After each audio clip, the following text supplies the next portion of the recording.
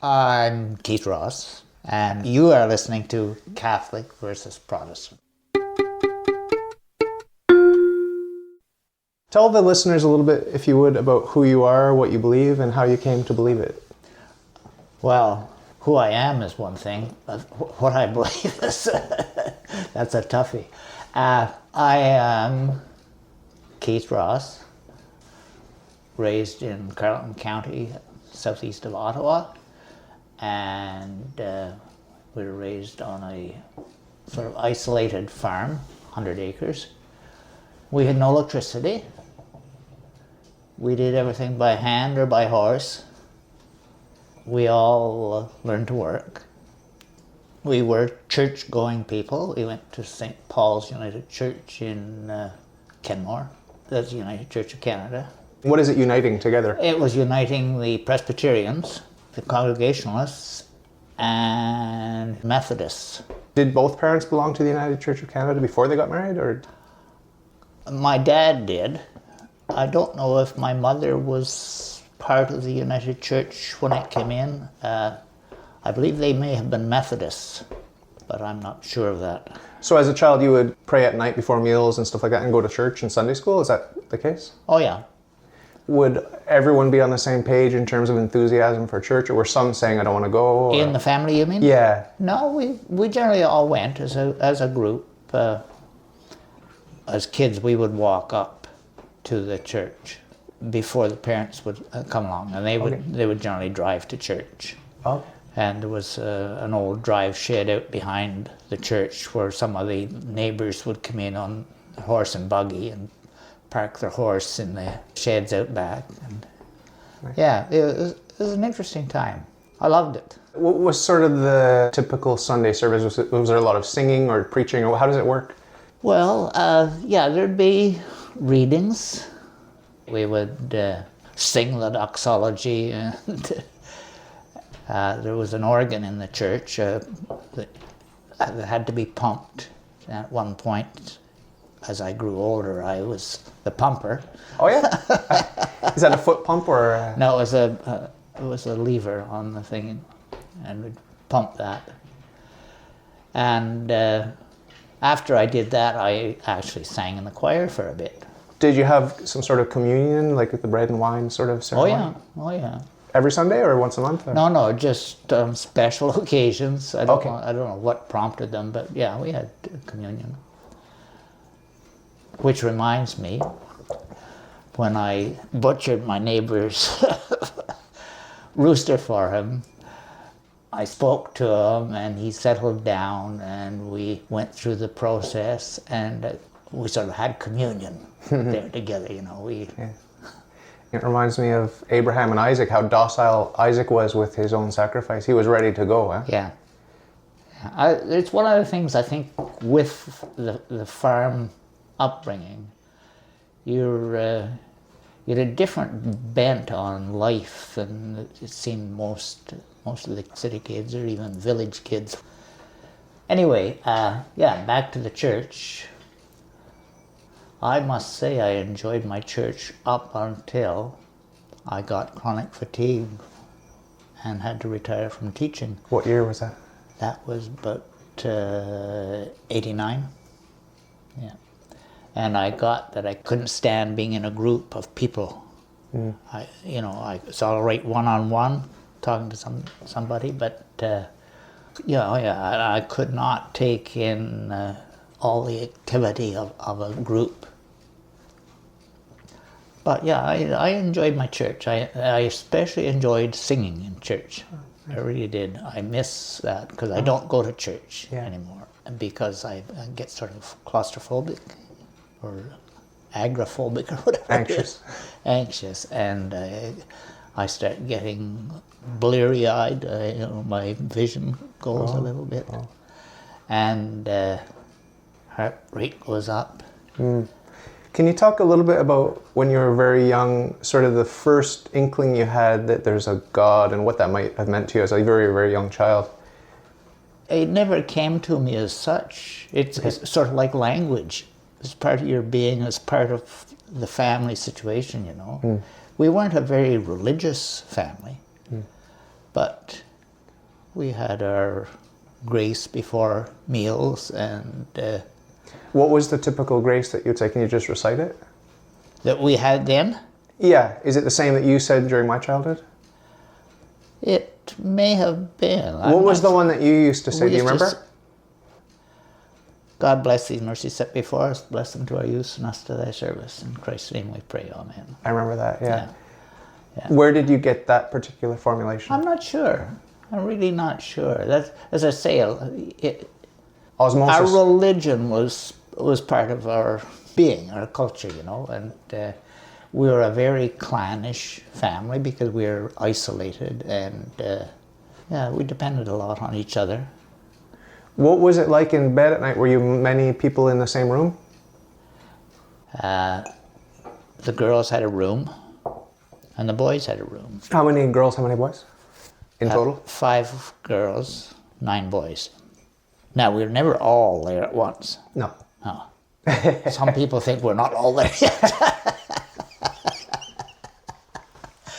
But, no, I remember we had 2 beds, 2 full-size beds in the boys' room, and the big boys had the one bed, and the little boys had the other bed, and we would sleep maybe 4 or 5 of us crosswise on the big bed. Okay.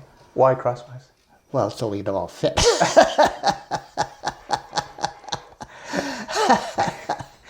The reason I ask about the sleeping arrangement is because one of my memories of religion as a child is praying at night alone in my bed, and I don't think you had that luxury because you were with your brothers. I don't recall ever sort of having bedtime prayers. Because of the chaos, or because you just never got in the habit? It just wasn't one of the things we did. We had our grace before and after meat, as to say, but your mum didn't make it a point, because I remember mum training me to pray before bed. I think that's true. Yeah, I remember that. I remember her trying to instill that. But you didn't have that from your mum, or? No. Okay. No, I don't recall that at all. Who would you say was more religious, your mum or your dad, just offhand? I never got the impression that either one was more. I think they're both vested in the Lord, sort of thing, you know. Okay. I listen to families now, the odd time when I run across them, and I'm always impressed with the amount of swearing and disrespect and the likes that goes on. You never had that? I never heard my mother swear. Yeah. And I never heard my mother and dad fight. Now, I remember when things would be a little tense at the table, and I knew they weren't speaking other than, you know, Muriel, that was my mother's name. Dad would say, "Muriel, would you pass the butter, please?" And it would be handed down along the table to him. And but never heard them with a crossword to each other. Were they both Scottish origin? My mother was, they always said Irish. They were a family that went to Ireland with Cromwell, when Cromwell went over to put the Irish in their place. Okay. So they were always stated as being Irish, and my dad was Scottish. Okay. What about your siblings in general? Did some of them over time become hardcore atheists while others became fanatically religious? Can you talk a little bit about the spread in the spectrum there? Well, I have siblings who are very, you would never discuss religion with them because they were very strict in their view of what it is and should be and all that sort of thing. Okay. Did anyone go to the other extreme, though, with just renouncing God? And I don't think so. No, I never got the impression that anybody had gone that route. The rest of you are just kind of normal? They were just normal, run-of-the-mill Christians. Not the hardcore. You know, it's it's interesting because when I left home when I was 17 to go to university in Kingston, and I'd never been away from home before. So I lived half a block from Princess Street United Church in Kingston, and I joined the youth group there, and I looked on the church as sort of my home base. That was my refuge, you know, from being out in the world. And I really thought it got me through that part of my life. When I was at Queen's, we had all sorts of religions in the populace there. And I remember I had one friend who was Anglican, and I had another friend who was Muslim. And I remember this Anglican guy really being on his case, really giving him a hard time about his religion. He had to change to Christian. And I said to him, why attack him and his religion? I said, it's a solace to him. It's helping him get through this part of his life. I said, why would you want him to throw that all away and take your religion on just because you say so? Yeah. I said, why don't you show him how you live and lead him to your religion if you want to, but don't, I think the old business where they went to America from Europe and they converted people to Catholicism, and if they didn't convert, they converted them with the sword, sort of thing. And so, I always had a feeling that man is a religious animal. Yeah. And I still feel like I'm a religious animal, even though I don't attend church. I miss church. I've missed church immensely. Yeah. But when I go into a church for whatever reason, I'm very uncomfortable. Okay. I miss... Even if it's empty? No. With a congregation, with people there. And would that be the same in a shopping mall full of people? no. Okay. No. It's something about the worship, or? The last time I went to my church here, they openly prayed for me. Because of your illness? Or? Because of my illness. And then we went out, and we always had a social sort of thing after church. You didn't just have church and go home. We always, you talk to people you haven't seen for a week or so. And then people would ask, well, what's wrong with you? You look all right to me. Okay. And I'd be questioned about, why is the minister praying for you? Yeah. And I was always a fairly private guy in terms of my own personal being. I like people, but I was very uncomfortable with that. So you sort of got a taste for the ugliness of humanity, but is there an example on the other side of someone that you look up to as a hero, like that you think of and you think that's a Christian for me? I think of a teacher I had when I was in secondary school in Kenmore. She said, Keith, if you want to go to university, you'd be smart to have Latin. I'm willing to teach you Latin at noon during lunchtime, during her lunchtime. And we did, and I did well in Latin, so well that I didn't write the final exam. I was exempted because of my progress in it. Did that actually help to get into Queen's? It might have, yeah. And it gives you a facility in language and understanding. Now, I think she was a Baptist. Okay. I don't think she ever went to our church, but I think of her every Thanksgiving because she did her Christian duty and went beyond see, we're a poor family. We're dirt poor. But we had a great reputation in the area because of sort of integrity, and our word was good. I remember my dad we didn't have a council as such in the village, but he served on it, giving advice as to what should be done in the village, even though we didn't live in the village. And I remember people talking to me later about him and saying what a great fellow he was in terms of advice for what should go on. Like an elder? Yeah. Is respect for elders something that you had more back in the day? I think so. I don't think our present people, our decision makers, have the integrity that I felt we had in communities in those days. A lot of people seem to see a connection between religious fervor and a conservative way of thinking. Do you have any insight into that at all? I think for the most part, when you think of conservatives, you think of people who are narrow. They've got their ideas, and as I say my ideas were formed in childhood largely by osmosis. We lived our life and lived it much as our neighbors maybe lived it. Anybody who broke away from that was a liberal. You know what I mean? From that perspective. Yeah. So you've got things like the gay movements and things like that. It's That was frowned upon in your childhood. yeah. Catholics were frowned upon. Yeah. They were. It just, anything that's different and, Did you ever get deep into philosophy or pursuing the truth for its own sake in a sort of Socratic way? Not really. I guess I have more of a childlike approach. Okay. Yeah. I always think of that. I believe. Help Thou my unbelief. Do you trust in God? Do you have a sort of a trust in God that you're gonna... Oh yeah, very much so. Okay. Like I lie out here in the pool. Like this morning, I was out there just after 3:00. In your hot tub? Yeah. And I lie out there and I take in the universe and I'm saying, how great thou art. I'll sing away there. Literally sing? Oh yeah.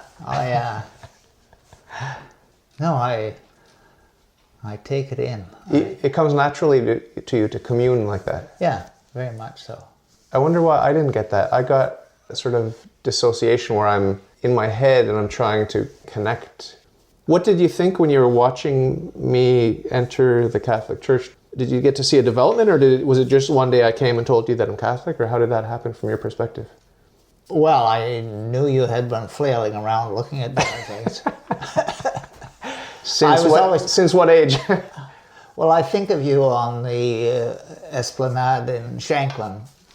Remember the guy was up preaching on a little stool and nobody was there. We were walking along and he's preaching away there and you went over and engaged him, And I thought that was great.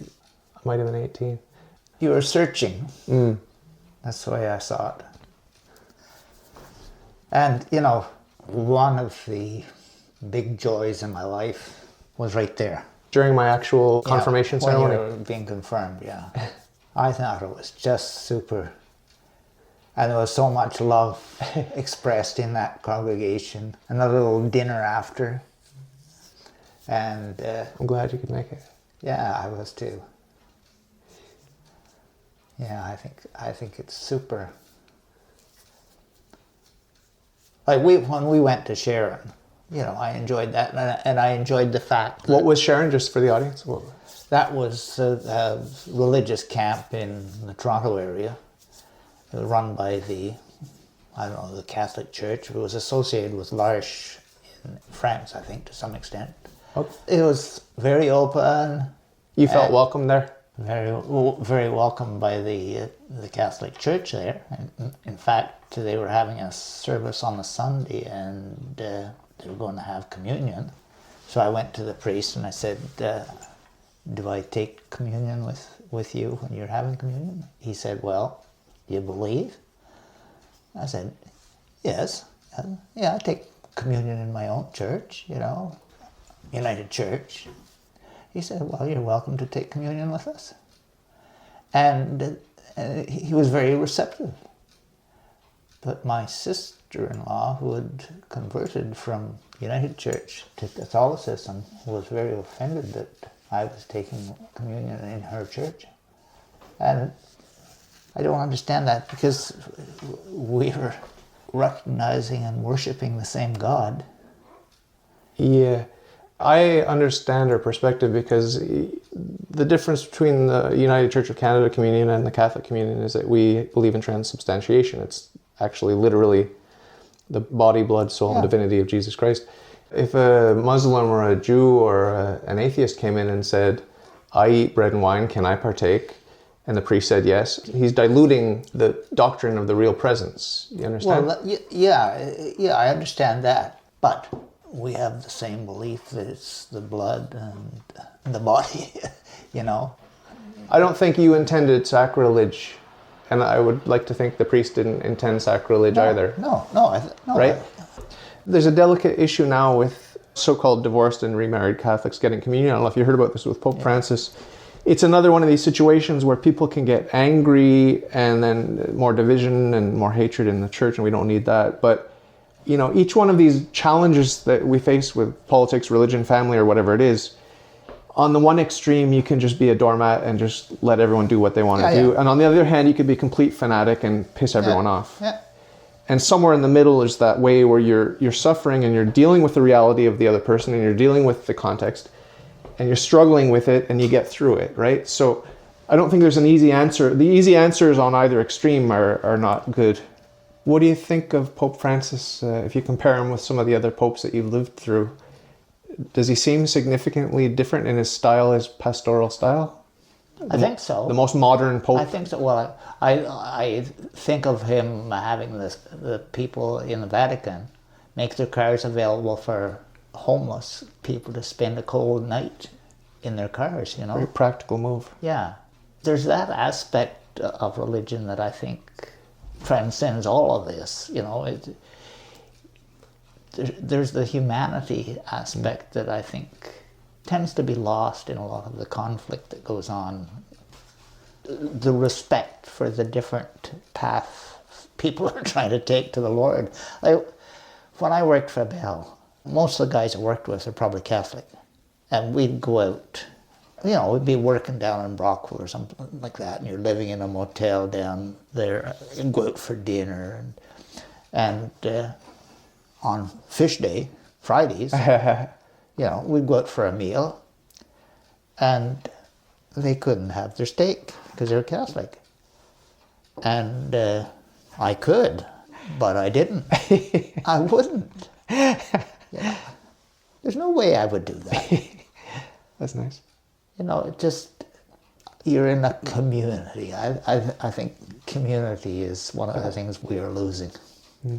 And I think you have to respect the human side of things too. And I never could see these Orangemen's parades marching through the Catholic areas in Ireland, you know, and stirring it up a bit. Stirring it up more than a bit, you know. Yeah. When I went from atheist to Catholic, suddenly I was seen by a lot of my friends as very, very much on the right. But I can also meet people that are further right than I am, and they see me very much on the left. The danger of having a worldview, having a point of view, is that to those further right you look left, and to those further left you look right, and you can't please everyone. No, you can't. Does everyone go through that?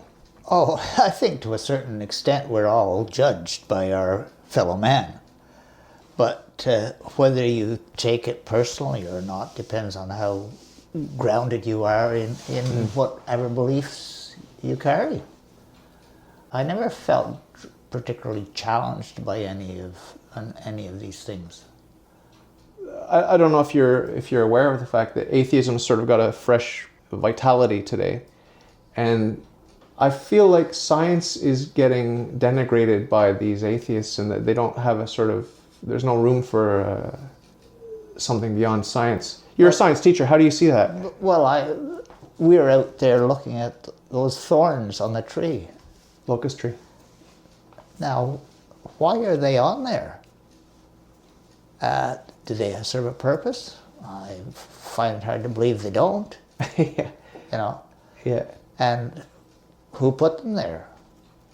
You know, it wasn't scientists who put them there. The book of nature's speaking pretty loudly. Yeah, I think so. And I think if you're receptive, it speaks. Like, as I say, I lie out here in the hot tub in the night, and I'm blown away by the universe and the fact that it's put together and it works. Yeah. You know? Yeah. If you eat figs, the fig fruit develops only if there's a particular ant that gets involved in its production. And if that ant doesn't get into the blossom before the fruit grows, the fruit doesn't grow. The cicadas that we hear singing in the hot weather in early summer, they live in the ground. They're buried in the ground. They hatch 18 years later. They climb up into the tree and sing and mate and die. You know, it's wondrous. Why are we here, you know? Yeah. Do you pick up a Bible and read it from time to time, or do you have your favorite verses, or?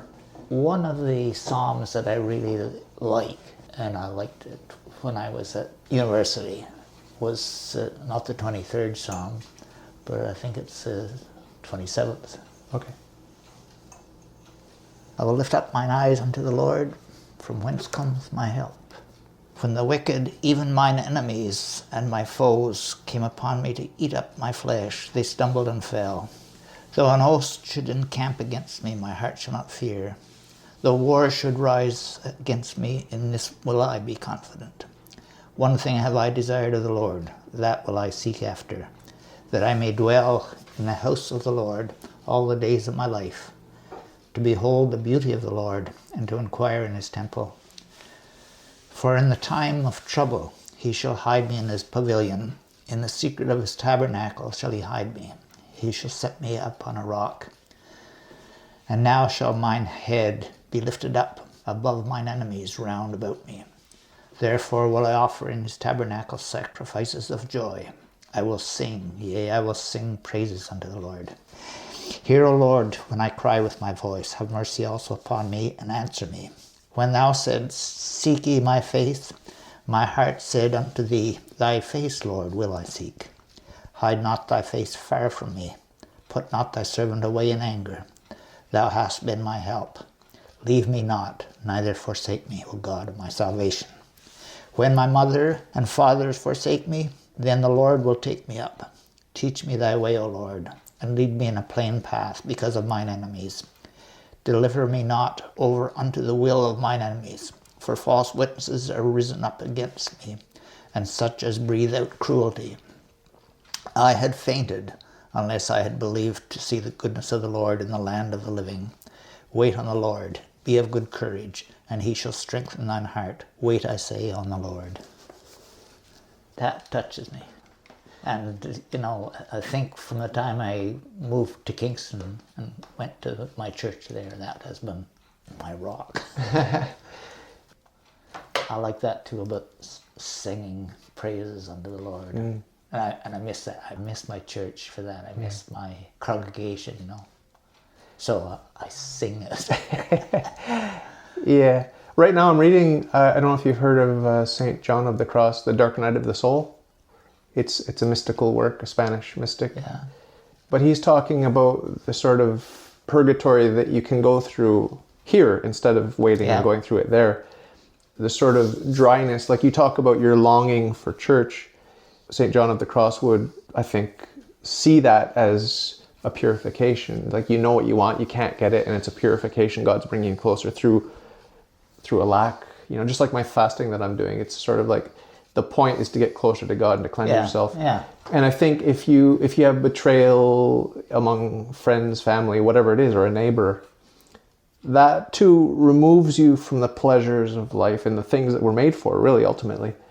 And by being removed from that, you have no choice but to turn to God. What else are you going to do? Kill yourself? Those are the two options. You know, you can go to life or you can go to death. So I think the troubles of life, and even illness and aging and sickness and death, they're all part of this purification and part of that communion that comes so naturally to you, turning to God, right? Yeah. This is what I'm working on daily, is sort of trying to see everything as an opportunity, everything. The good, the bad, and the ugly. Because normally it's just like, when's my next meal? And then when I'm done that meal, it's like, when's the next meal? Pure selfishness. This reminded me too of going to the doctor when I was in the midst of my chronic fatigue. He said, "Do you ever consider suicide?" I said, "Never suicide, often homicide."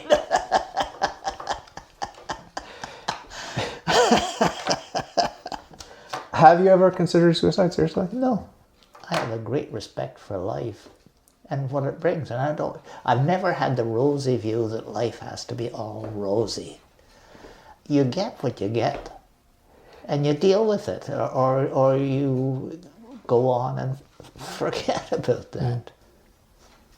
Just to wrap up, a final thought. What would you say to anyone that's listening? I'm not much of a preacher, but I would say, as Shakespeare said, this above all to thine own self be true, and it must follow as the night the day. Thou canst not then be false to any man. Polonius's advice to Laertes. Be yourself. Yeah. And know yourself. And trust in the Lord.